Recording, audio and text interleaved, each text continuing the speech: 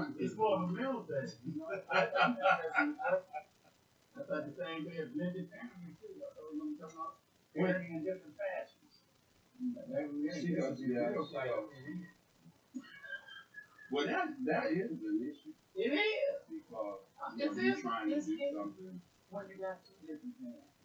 Yeah. And it's on both ends of the relationship. Essentially, making for real. Well, it can make you. It can make you know I do.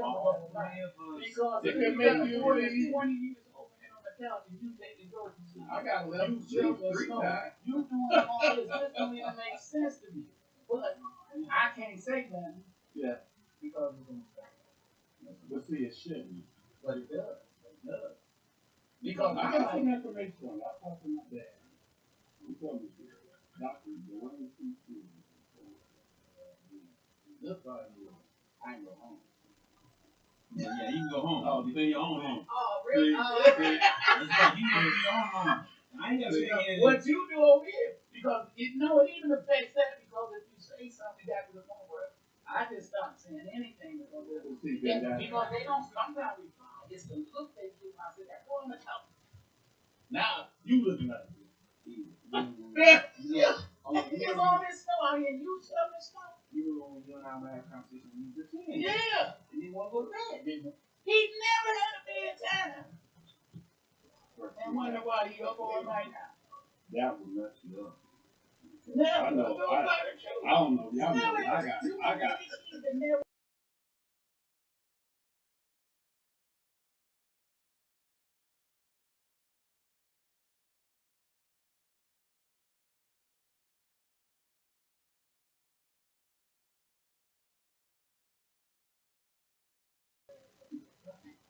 All right. Yes. Of course. Start us off in prayer. No, nothing wrong. Okay. You let us know when we're. Are we gonna pray before you actually go? Are we live already?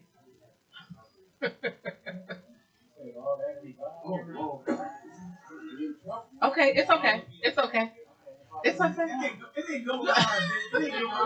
It's live. They can hear y'all, but they can see us. He played too much. Oh, you should have tagged them. Uh-oh.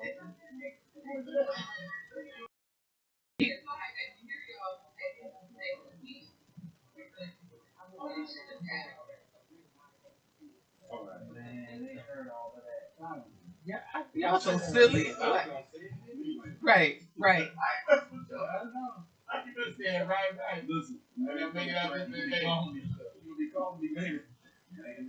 And we want you guys to make sure type in questions. Have your sons, fiancés, husbands. I created the platform, right? I need y'all to be vulnerable. I am going to be vulnerable. Listen to him. Strong but vulnerable. Yeah, I mean, vulnerable is strong. Yeah, I need. Well, we don't see what's gonna happen because I'm a therapist, so I'm here for you. What'd you say? All right, and the tissue right there.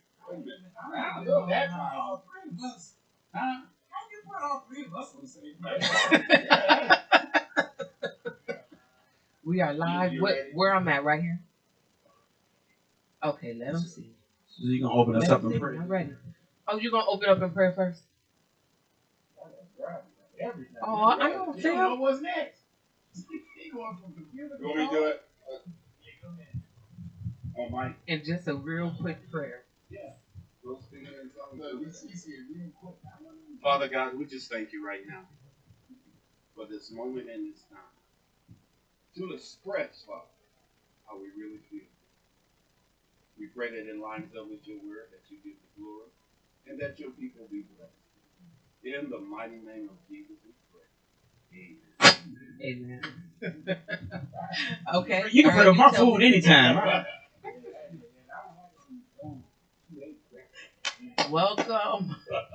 Welcome everyone. Thank you. You are tuned in to the Stories of Heroes. We are featuring a part 1 of Strong Men's Struggle.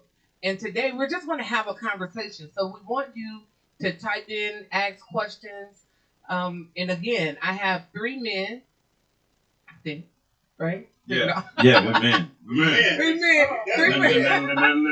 men here. And I'm gonna strong but vulnerable. Okay, and I'm going to introduce them, and then I'm going to introduce you all, and I want you to share with us who you are, what you do, and whether you're married, single, or in a situation. No. Okay. Okay. So the first person I have, go ahead. Hello.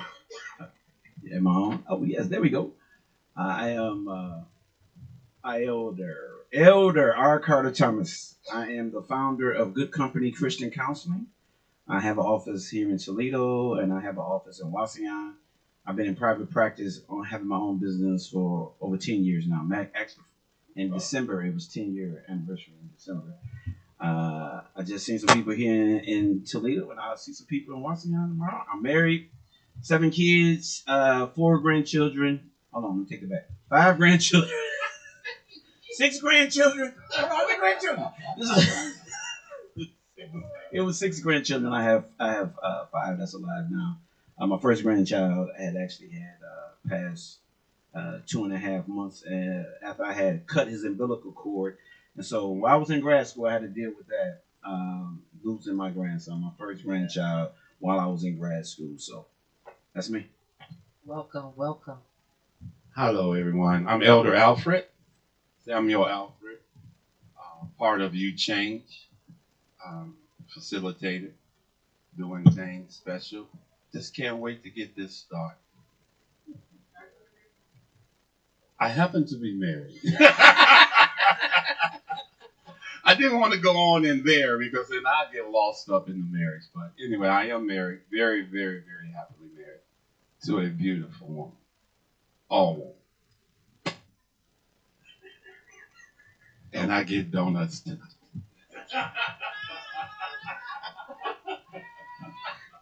All right, all right.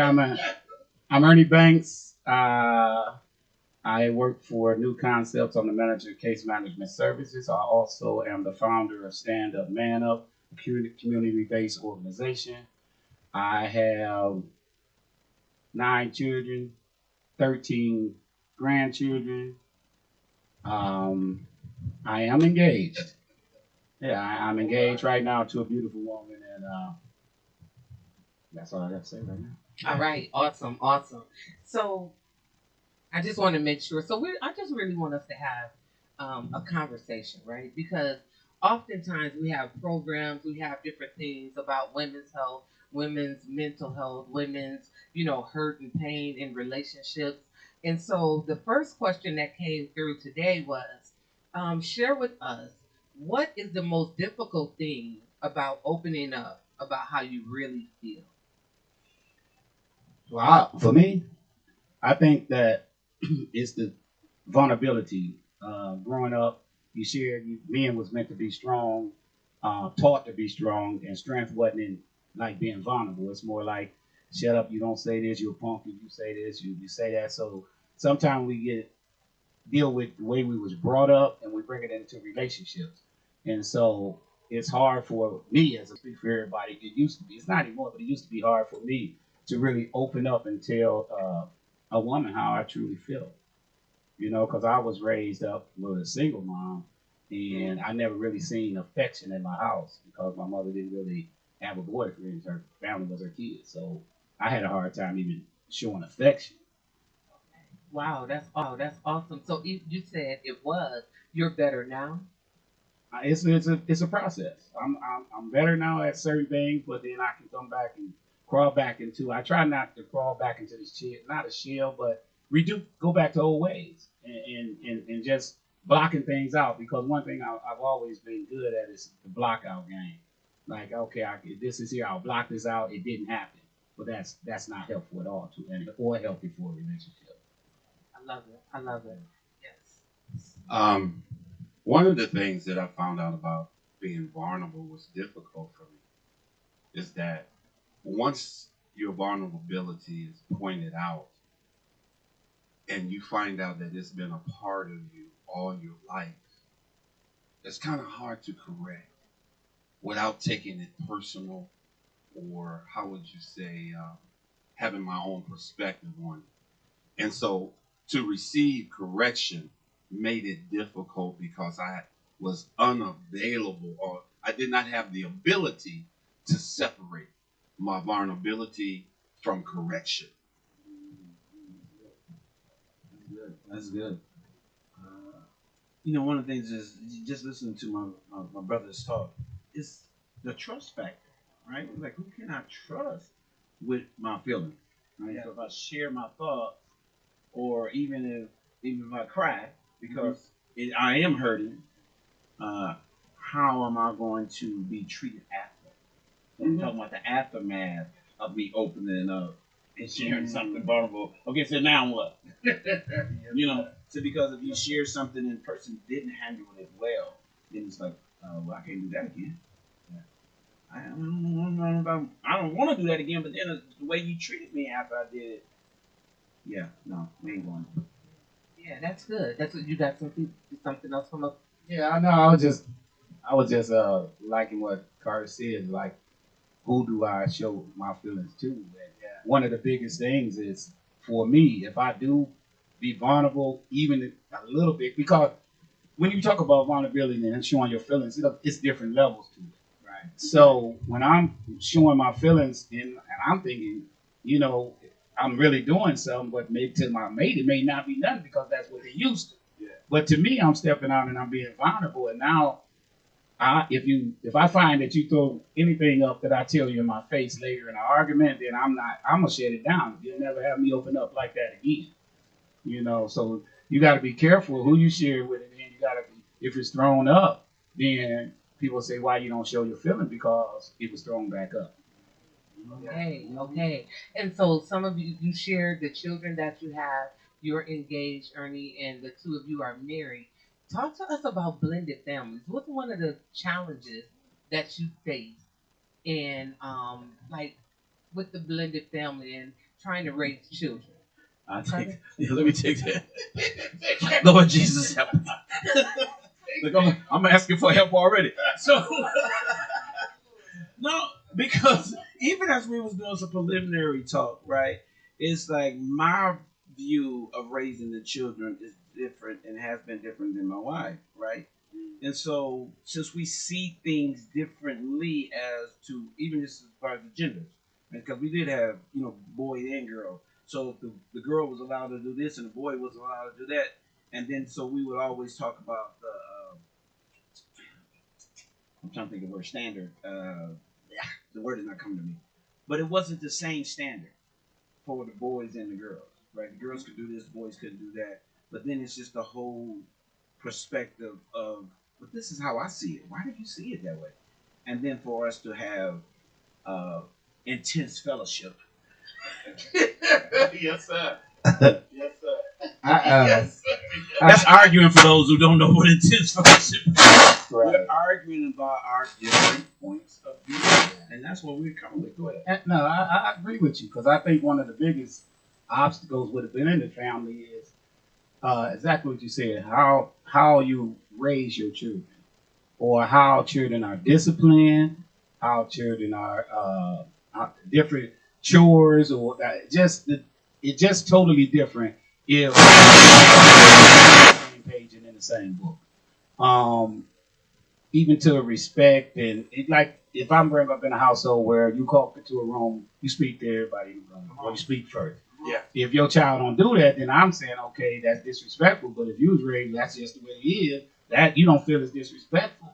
But issues like that come up, and even to the point of discipline, when I say, okay, I don't feel he should be doing that, or he ain't did his homework, or she ain't did his homework, and they'll get it. So it's I think raising children is the biggest obstacle in a blended family, and that's because you don't be on the same page.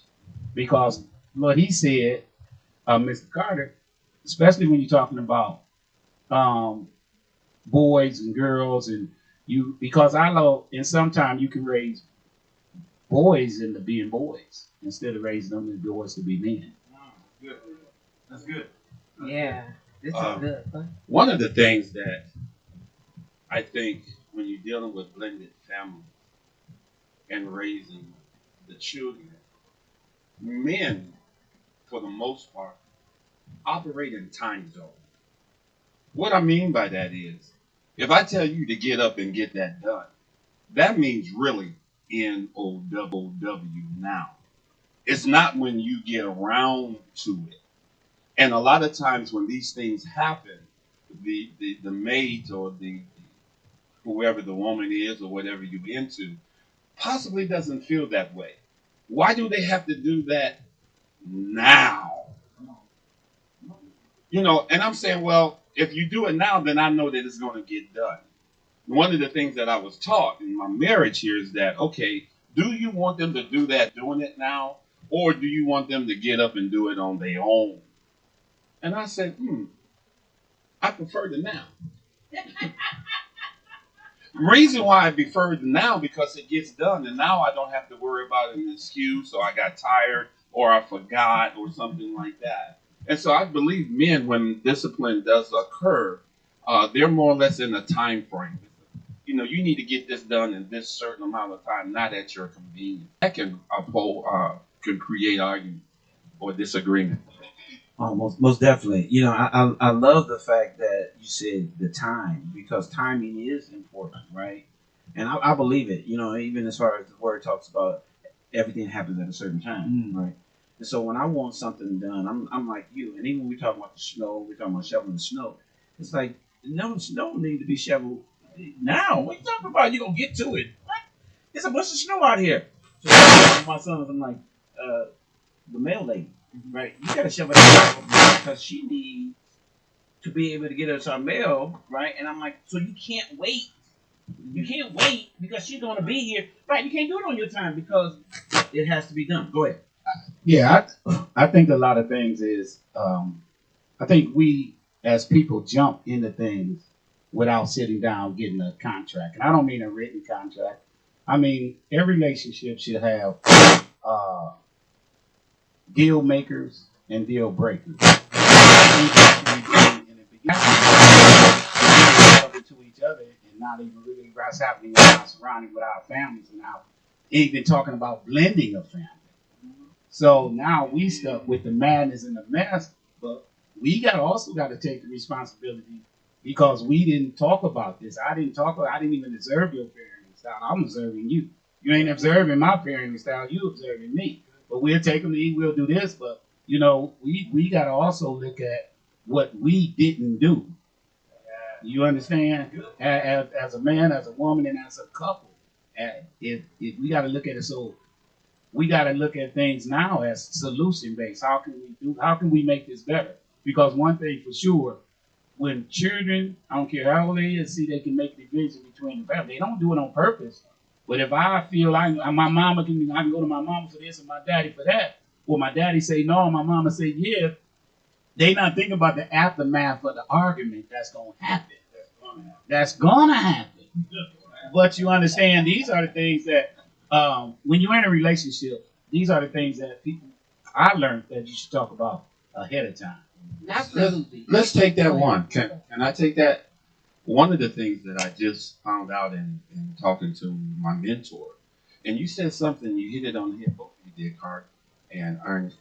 The thing that when we're in a relationship, we begin to relate to the woman or the mother or of the children. Okay? And what I found out is that the mother and the father of the children, they sell out to each other, but they don't sell their kids with it. In other words, my kid was here before you were here. Now you can have all of me, but you ain't gonna just tell my kid to do anything. And so in that factor, you put the opposite, or you put the man at a disadvantage, because now he says, well, I love you, you love me, we all on it. But your son or your daughter, guess what? That's off limits up to a certain degree. And so now I can't come in with my full manhood or my full reasoning or rationale that I use, that I see, that I want. But guess what? My new mate and their son.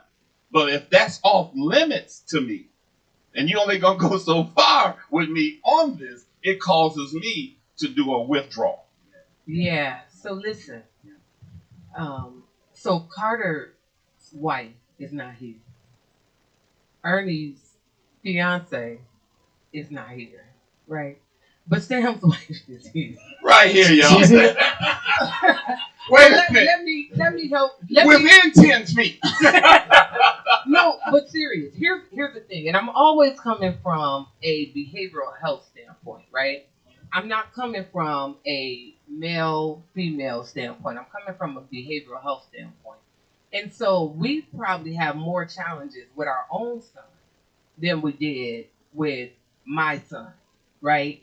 And so one of the things I had to realize, I had to help my husband understand some things that he brought from his childhood, like you said, Ernie, earlier about the experiences, right? And so what he would do was he would say, get that done. He wouldn't say now, get that done by Thursday. Well, it's Monday when he said it. So the kid like, get it done by Thursday. So Tuesday comes, they got time. Wednesday comes, hey, I ain't got to get it done till Thursday. Thursday comes, they done got caught up in the game, got caught up in something and forgot. Right. So now he, as the man, take it personal. I'm trying to see, because I'm always one that's going to be reasonable, right? Mm-hmm. So I'm like, okay, let's sit it down. Let's really analyze this.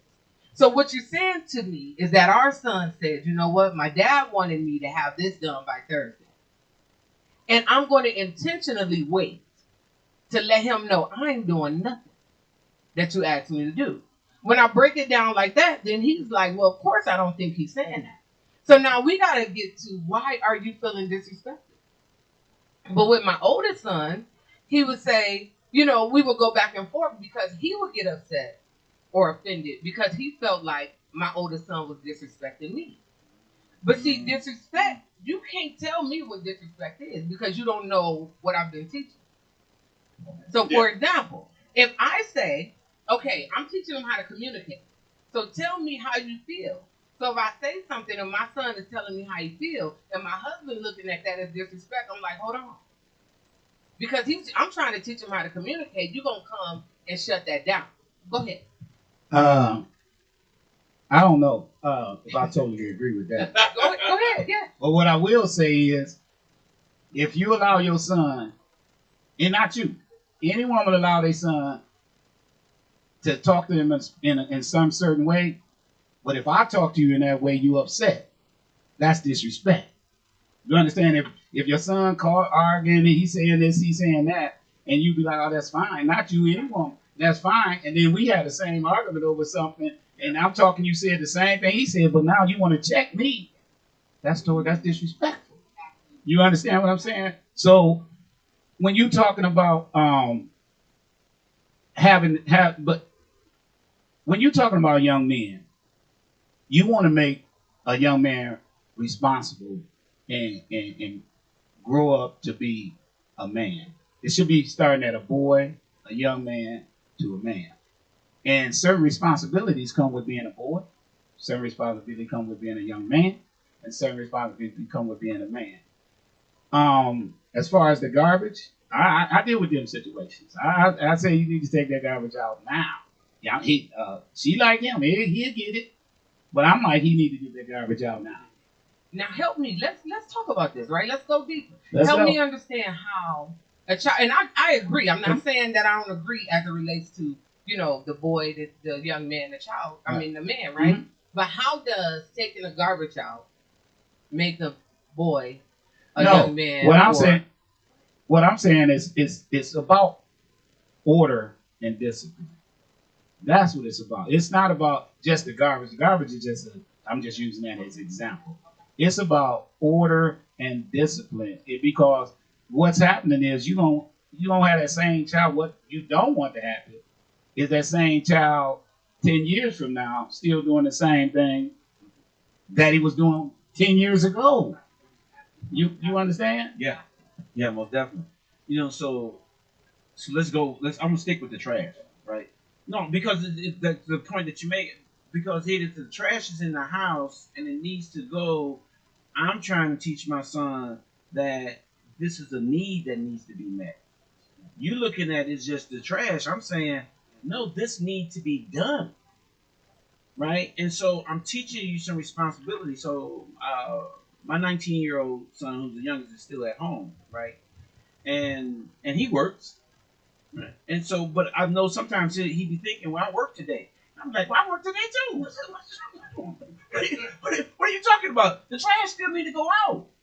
It's still your responsibility. So I'm still teaching you as a young man that even though you done went and you done did your 8 hours at work, you still have home responsibilities. Because at some point, you're going to have your own place. You got to get up. I'm going to stay here forever. Anyways, what I'm just saying, I'm saying this, I'm putting it out there. You raise them in the way that they should go. Okay, anyway. So I'm still trying to show him just because you worked all day doesn't mean you don't take care of this at home. You made a good point. I want to say this, and you just the back part of what you said, seeing them go. What I do with them, and I don't mean seeing them go because if they take care of their business, but I want to raise my children to learn to live without me instead of with me, because I'm not gonna be here forever. Yeah. So I want you to know when I'm gone how to do these things. It may seem mundane right now. It may not seem important right now. Everything that I rebelled against my mother is my lifestyle today. Everything. From going in the house early, from eating the right foods, to the people that's your friends, not your friend. Everything that she told I rebelled against is my lifestyle today. Now, watch this. Go ahead, because I want you to talk about how does that, because we're talking about blended families, right? Because we know kids can do whatever, but I want you to talk about really like, okay, how do we get on the same page? Because we should all be on the same destination with our kids. I just like to give you what both of these men were saying, and me too, because I have issues with that. One of the things that I really think that separates a boy, a young man, and a man, I tell my son to do something because I'm trying to teach him initiative. I'm trying to teach him to see something that needs to be done and then do it without being told. And so that initiative is so important, it's vital for me, because when we get up, I know most men that I know, when you're sick, you still going in. When you don't want to work because I'm just tired, you're still going in. And because of that, that's the inner strength. I'm not saying women doesn't have it, but I'm saying when you have a boy that can have a choice or have a this, initiative is vital in anything that you do. Because I believe that initiative will drive innovation. Because now if he don't want to do it, he'll find another way to get it done. My whole thing is, did you get it done? So here's the thing, right? Because we can always look at different ways to get to Detroit, right? The question is, are we agreeing to get to Detroit? I think that's very important, because I think one of the solutions to it is communication with everyone, not separation, not division. I think if what did your father say? No, then let me call your father. What your mother say? Let me talk to your mother. It shouldn't be dad said, oh, well, no, we know kids will do that. I think the only way to do it is communication, effective communication. But the key is, when you talk, and I'm going to be honest, when you're talking about blended family, when you're talking about dealing with children, if you're not willing to open up and talk about what's going on in the situation, it's not going to be as good, because sometimes your body language is worse than what you say. You understand? Sometimes, hey, we need to talk about, get together and talk. Sometimes your body language is worse. So, but you have to be on that same page and be willing to take some of the things you got to be willing to take in is some of the things that you're not going to agree with. But we're going to have to agree with it as a family or disagree with it as a family. It may hurt you to go in your room, shut the door, and start crying, or me. but this is best, and this is what we feel is best. Because we can't always do what's best for an individual. We have to do what's best as a whole for the family. And if we don't communicate, if we don't start talking, if we don't have family meetings, sometimes you just have to have family meetings. Look, okay, how was your weekend? What's going on? It could be once a week, whatever. But we have to. It's not going to do it if we all just ignore it. It's not going to do it if we try to do it one. Talk to your son. Talk to your daughter. Talk to your mama. Let's talk. Let's get some solution to what's going on. Because 9 out of 10 times, you better believe whether it's a boy or girl, if it's not going to go their way, they're going to be upset in the end anyway. Oh, come on. That's good. That's good. Listen, one of the things that you had said about communication, we've already been talking about it here as well. Effective communication, we have to speak the same language, right? So even what y'all was talking about as far as the respect thing, right? So what you were saying is respect wasn't the same definition as what she was saying was respect. So again, in order for our communication to be effective, we have to be saying the same thing. Are we seeing it and are we saying it the same? Because again, coming into a marriage and the oldest was a girl, well, I'm sitting up here like, well, this is a young girl. She's going to be a woman soon. So I'm expecting, so this is what I'm talking about, wife. Well, I'm expecting you to say some stuff to her, prepare her, because there's just certain things I ain't going to say to her. Yeah. Right? I'm not just going to say it. I remember when she had her 16th birthday party, and no, she's 16. You know, it's a big deal. Well, she wanted to invite her father. I need some water.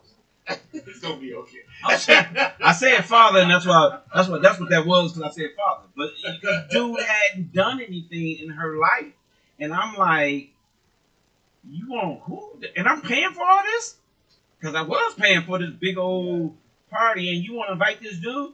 And so I had to talk to one of my partners. I said, maybe you better help me with this one, because she wants to invite this dude that I have done nothing for her. I'm doing everything for her. I'm paying for this big old event. And so my wife and I, again, we came to an agreement based on communication. We did come to an agreement. But the biggest thing was I went and talked to another man that is married that was part of the blended family as well.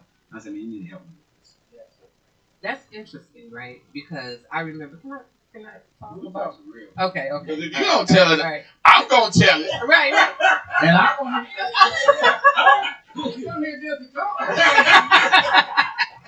Carry a bone back. Right. No, because I remember when, and this was one of the reasons we wanted to do this too, because a lot of times men come together talking about different things, blended families, raising children, and all of that stuff, and usually they come thinking the same. So I remember when we was having a disagreement about our oldest son, or my oldest son, and he would always still well, I'm just saying, I'm trying to Separation. Separation. That's what I'm talking about. What are you trying to do? Just start to fight every time. we talking about blended families. But wait. So he would, have issues, right? And he would go to his pastor, and he would go to a deacon of the church, and he would come back to me, and I'm like, huh? Oh, you want? Okay.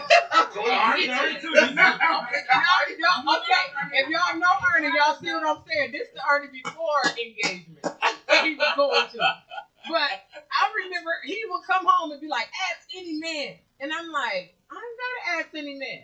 Because at the end of the day, if we don't get this together, you ain't gonna be here. Yeah.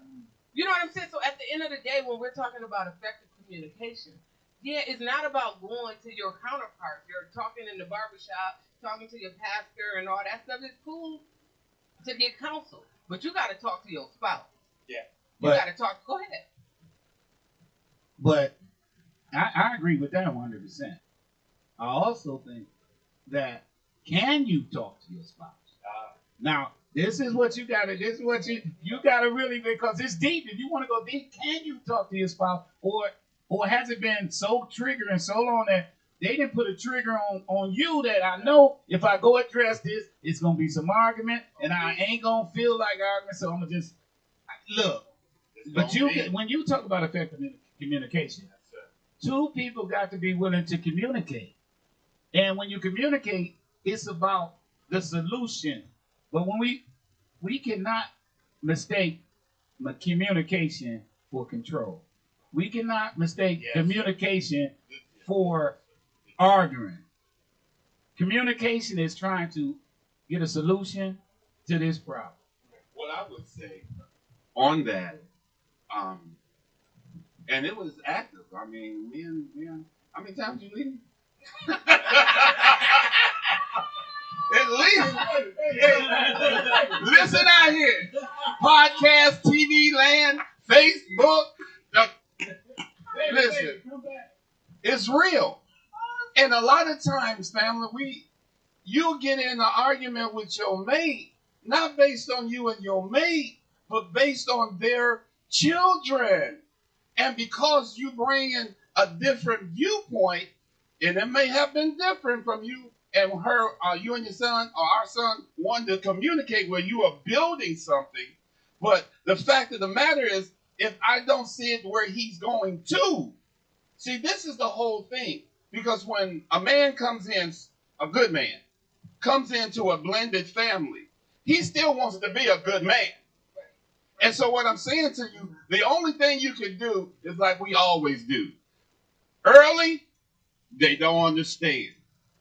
Early, they will fight you and tell you he ain't nothing. Mama, I don't know why you with him or this and that.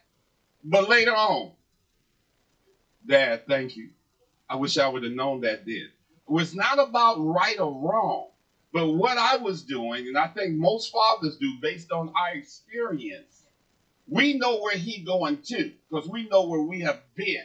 And what we're trying to do, we may not be effective in doing it, but what we're trying to do is, son, I know you're going to this point. And you mentioned something. Whatever road you're going down, you can go down different ways. That's fine. But I know for a fact that you're going to get here. I'm trying to meet you before you get there. So oftentimes, because I'm a therapist and I do family counseling and all of that, I hear a lot of men, by the time they get to me, they have been scarred, right? Because of this harsh, what I would say harsh way of parenting. And so for me, again, when you're talking about communication, it was always, okay, let's get our feelings aside.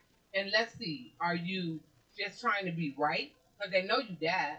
They know you here. Or do you want to be effective? And so I'm always in that place of, is this effective?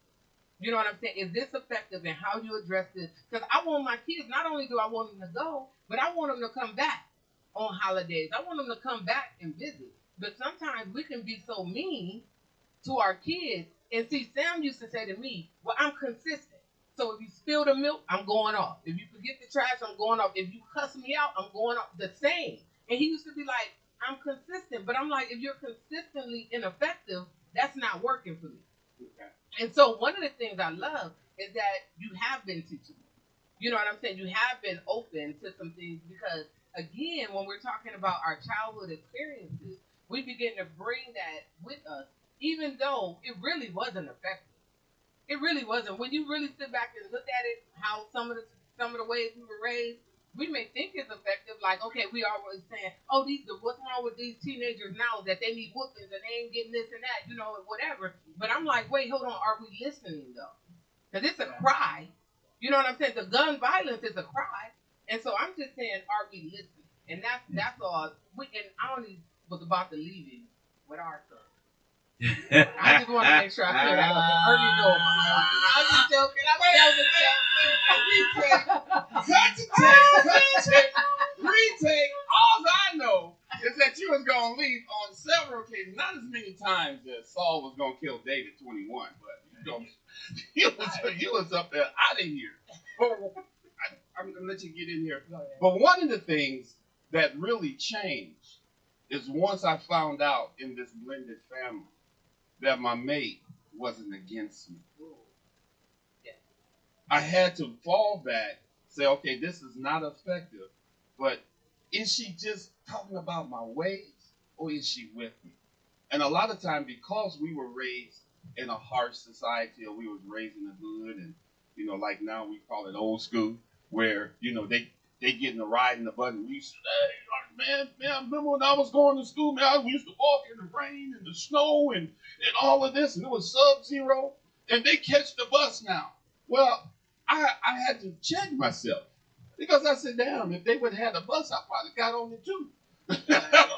So that had nothing to do with the hardness of the child, just the opportunity. So it wasn't until my mate made me feel secure that, listen, babe, I don't agree with your style, but guess what? We got to get this together because if he doesn't make it or she doesn't make it later, guess what? It's both of our fault. Yeah, yeah. No, that's good. I love the fact that because we even started talking about that. Do I feel safe? Do I feel secure to be able to discuss these important issues about raising our children? Because we know the world that's out here when we talk about gun violence and human trafficking and those types of things. And so I remember, I live in Wauseon, so it's a nice community, right? It's rural, it's quiet, right? You want? You deserve it, man. You gotta say all that. I ain't even messing with this. I ain't even messing with this. I'm sitting up there. I'm trying to talk. They're attacking my community. Listen. Okay, so let's.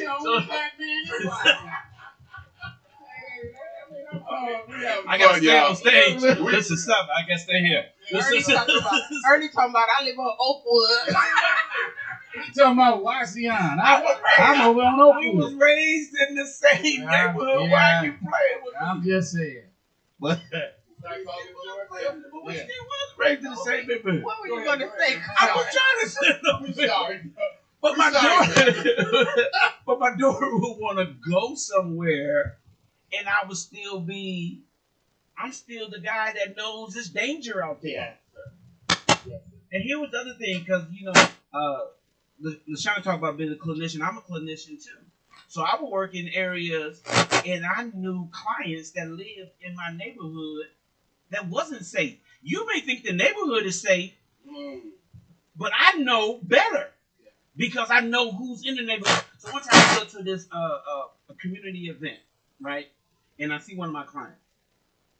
Immediately after I see him, I had to spot every one of my children. Where my children? Where everybody? And then I went to my wife and I said, "Hey, this is what's going on. This person is here. Watch the kids." But I'm saying when she would want them to do something, I'm like, okay, I'm aware of something. And this is one of the things that is us as men.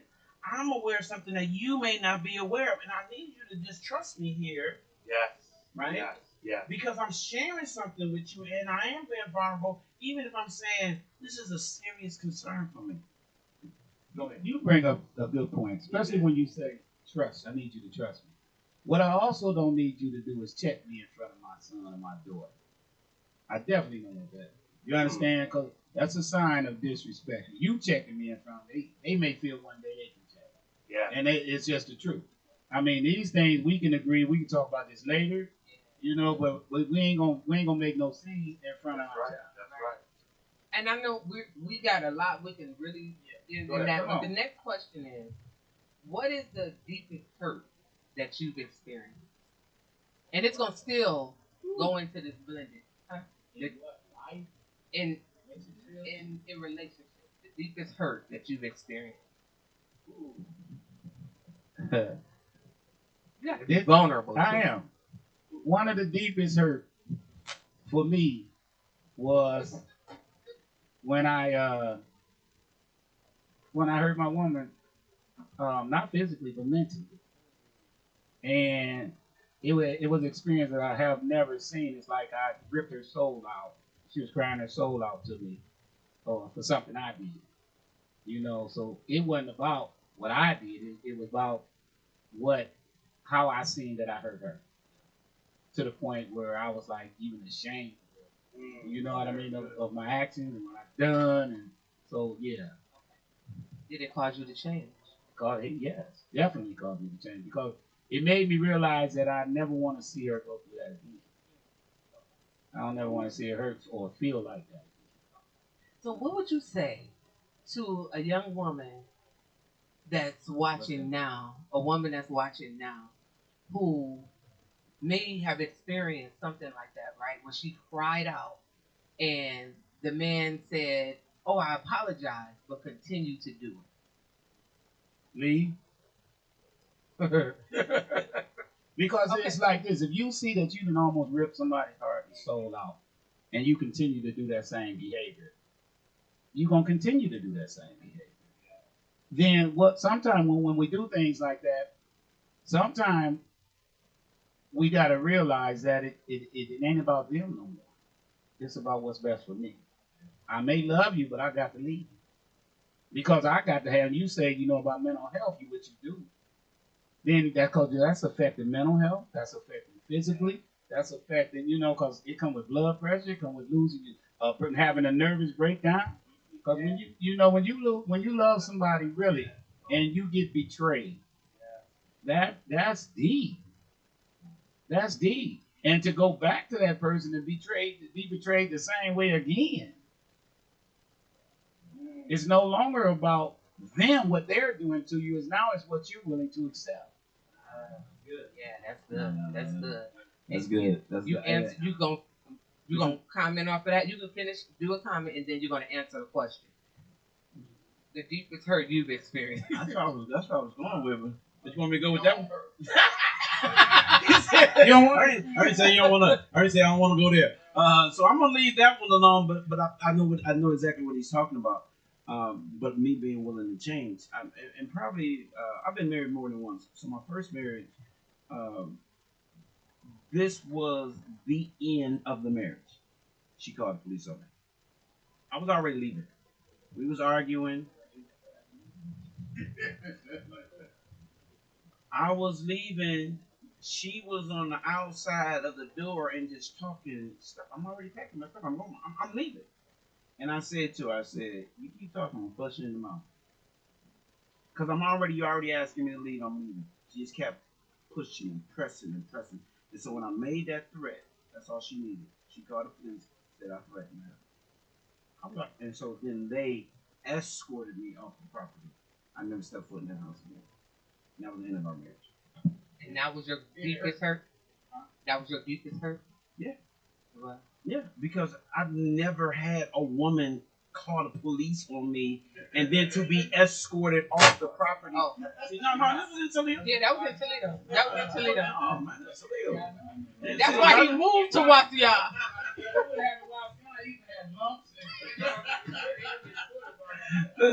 Listen.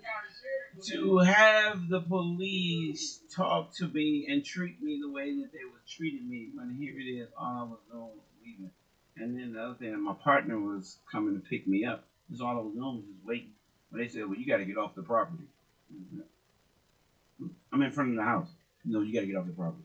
So then I had to get off the property and wait for my friend.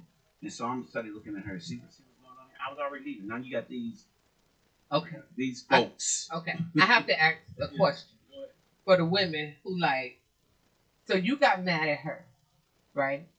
Because she called the police, and you that's the deepest hurt. What happened before y'all even got there?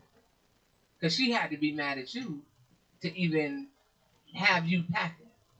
Well, it was just yeah. I see she trying to avoid beat. Okay, first of all, you know the woman. Okay, So I don't know. Okay, I know the woman. Okay, all right. Y'all don't work with all of y'all. Don't work with her. Lord Jesus, stay tuned. Give me. This is not. You change. Do not authorize any name calling or. I'm trying not to say the name, but I'm saying. Wait. No, don't say the name. I'm just saying y'all know the person. So listen. Here's the point. I wanted to bring out the point, right? Yeah. Because it's the people that may be watching that may be like, okay, wait, hold on. How is he gonna still be mad at me? Because right now they may still be in a relationship with somebody who keep bringing up something that they may have done in response to something that the male has done. You know what I'm saying? So that's all I was bringing out, because it's that was a deep hurt. But it's wait, how did y'all get to that point where you were packed? You know what I'm saying? Because she may be looking at it wait, hold on. You blacked my eye before before you start packing, and now you mad at me. You know what I'm saying? I'm not, So, yeah. but it was just the constantly provoking.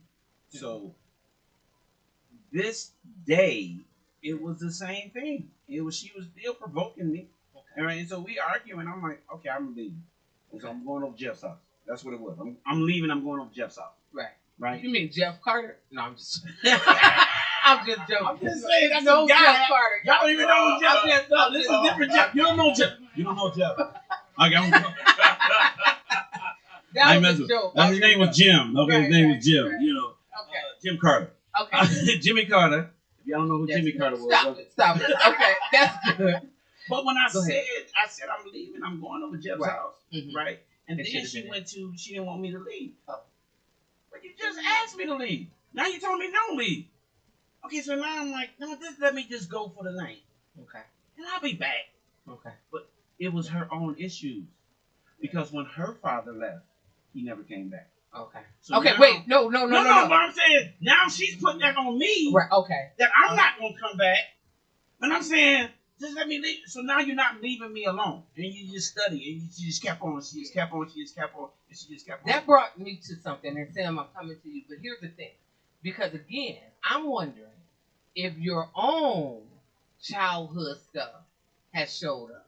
You know what I'm saying? Where you in a relationship, and the woman is reminding you of your mom or somebody. You know what I'm saying? Who you said was trying to control you or something. Yeah, I mean that I can't say it for my mom, but I can say I can't say it for my mom when, as far as that. But I can say me and my father didn't have a good relationship. He passed away, but we ended up making amends before he passed away. But even growing up, I just be like, I'm not gonna be like him. I'm not gonna be like him. I can't stand him. I'm not gonna be like him. And then before he passed away, we got to talking, and I realized that, see, open book for me. I have 9 children by 6 different women. And I found out my father had 9 children by 5 different women. Wow. Yeah. Yeah. You know what I mean? Yeah. And you can fight so hard in life trying not to be like somebody. Yes. Ended up being just like them. Yes. Yes. So you want to Yes. also be aware of that. Absolutely. I love that. I love that. That is strong. Go ahead, Sam. Your deepest hurt, the deepest hurt you've experienced.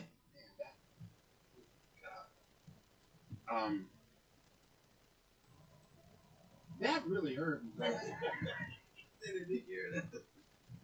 That could have been preventable. But I think I can't.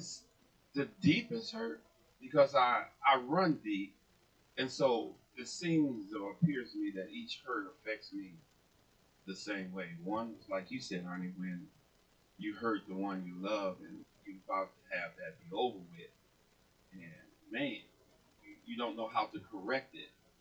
But I think the deepest hurt was with my son. Not my biological, but her oldest boy.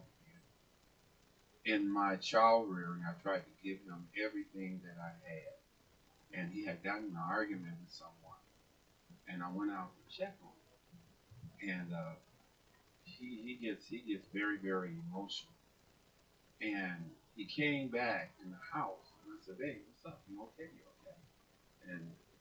And he was so irate that I tried to intervene. You know that he had said some things. This is a gun situation. You ain't my damn father anyway.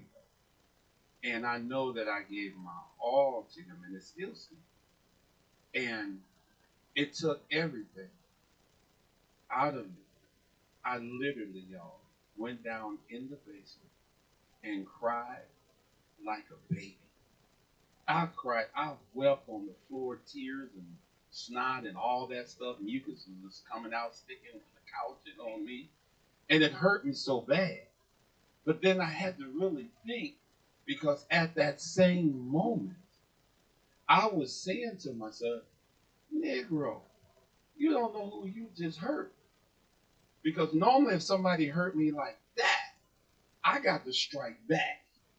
I got to do some type of damage on here. And with the two emotions, me being hurt by me trying to give all I had, and me trying to withhold anger not to get in his face, man, that ripped me apart. I mean, even right now, y'all can hear the emotion in my voice because I know for a fact I gave all that I had. I gave all that I had.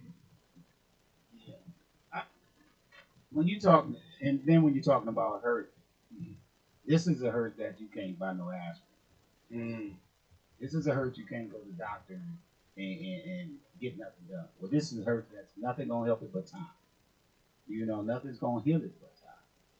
You know, so just be aware of who you love and treat people right. Yeah. So, Sam brought something about him and brought his memory back. So after I had left my wife, I go to see my daughter. So again, it's a blended family, but I'm the only father that she knows. She's a teenager at the time.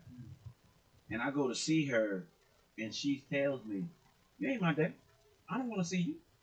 But I'm the only father that she knows at the time. So, and then also, Bishop Tisdale had married us, right? But also during that ceremony, I also gave my daughter a ring during the ceremony. So after I gave her mother a ring, I gave my daughter a ring. So when she says I'm not her father no more, and I hear that I'm left her mama, my daughter gave me back her ring. That was. Yeah. So listen. Right. You should have said that first. Yeah, that is deep. And listen, y'all just touched the surface. If you really got down to it, you know what I'm saying, and really start talking about some of the things that you couldn't talk about, right?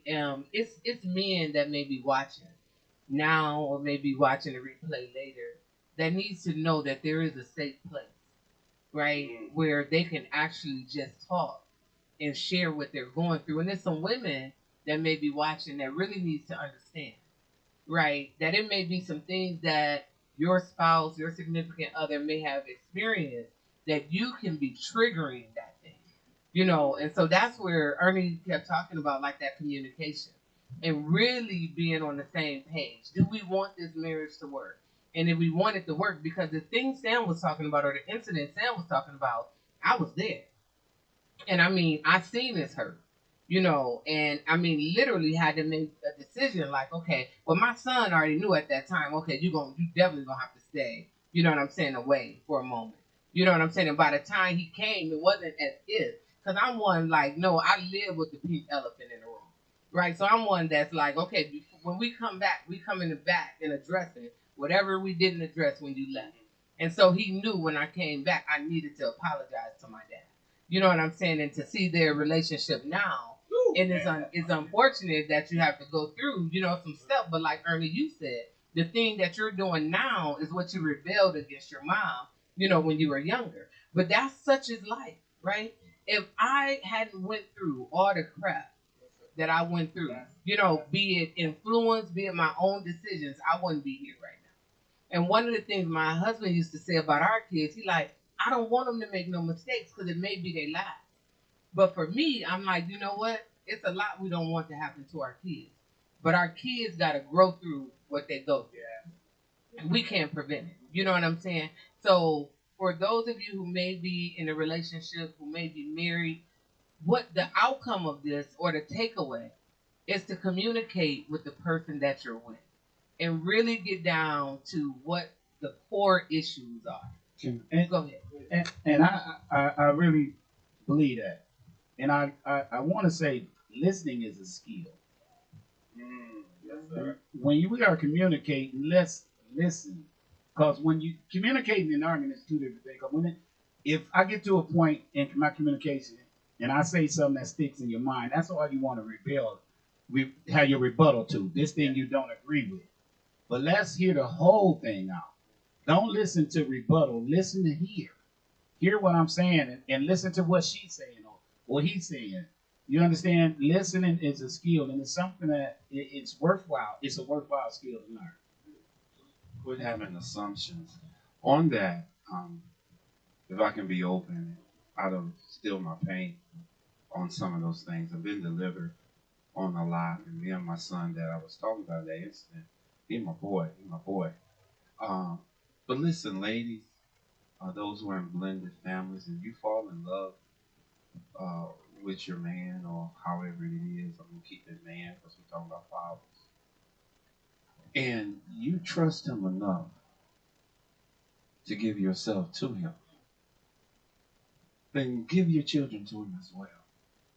Quit walking around with assumptions and because of this or that or mistake or that was made earlier and now you rebounded and you fell in love and this man is showing himself to be a good man. Let your son, let your daughter go. Let him go. Let him prove that you were what you thought he was. Let him prove it. Yeah. You know, one of the reasons, and my wife will tell you today, one of the things, one of the reasons why she married was because she seen how I was with my children.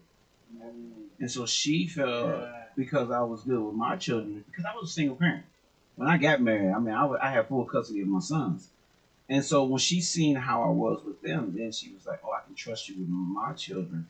But again, when we got to the point of the communication and listening and those types of things and practicing those skills, that was so important. And I remember years ago, I had a cousin that had 13 kids by 4 different women.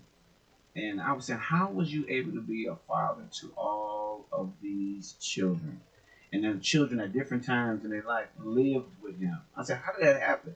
He says, because the women allowed me to be a father to them. I've never had any problem with any of my children, and I take care of all my kids. I mean, that's a beautiful thing. So even if it reflects, this is just a small thing about a relationship. Like my youngest daughter, she's 27. Her boyfriend used to say, "Yo, you such a daddy girl. You such a daddy girl. You such a daddy girl." And then later on in the relationship, he said, "You got a little daughter, not by her." He was like, "Man, I hope my daughter grew up to love me the way you love your dad." Oh man, good. Yes, sir. You know? Yes, sir. Yes. Powerful. So listen, thank you for tuning in.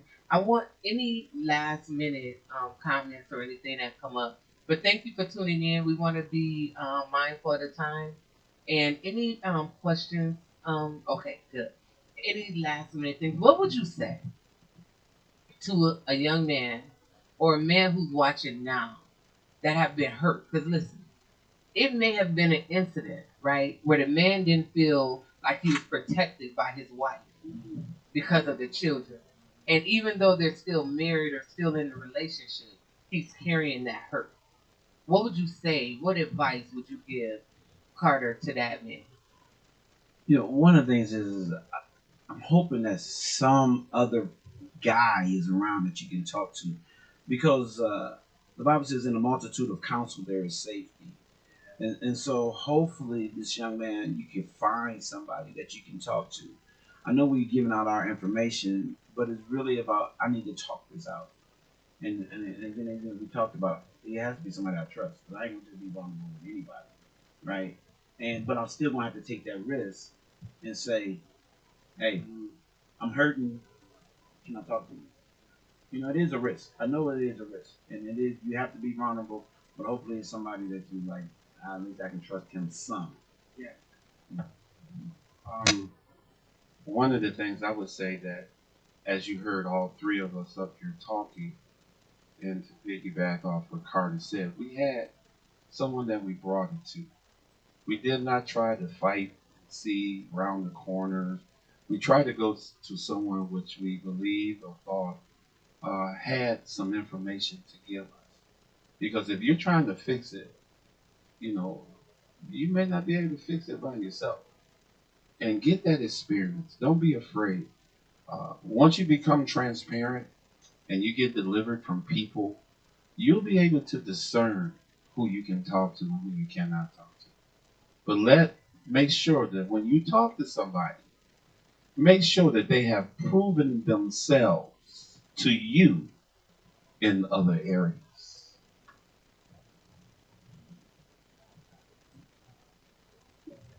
Okay.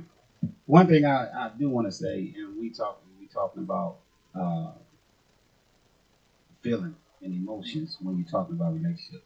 I do believe you need to talk to. We just had to answer that. You know, we don't even talk about a murder.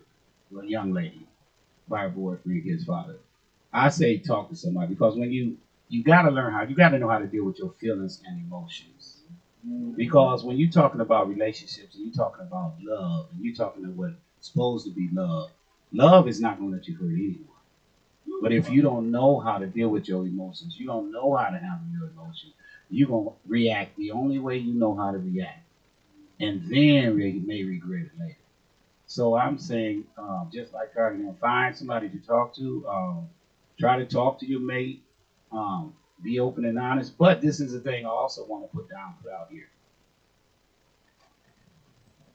Don't be so hurt if you are the problem. Elaborate just a little bit. If you are out here doing these things, seeing different women, not taking care of the children, not paying anything in attention, don't be so mad at your mate because she don't trust you and don't trust you around her children. If you, like Carter said, if you've been a bad father to your children, you may be a bad father to hers. You understand? So it always go back to that man in the mirror or that woman in the mirror. Look at you and I learned one thing. The hardest conversation a person is going to have is about themselves. Yeah. Yes. I love that. I love that. Thank you for closing out with feelings too. Because again, a lot of times if we don't talk about our feelings, we end up acting our feelings out and we act in anger and we end up causing permanent damage over some temporary situations and circumstances. So thank you again for tuning in.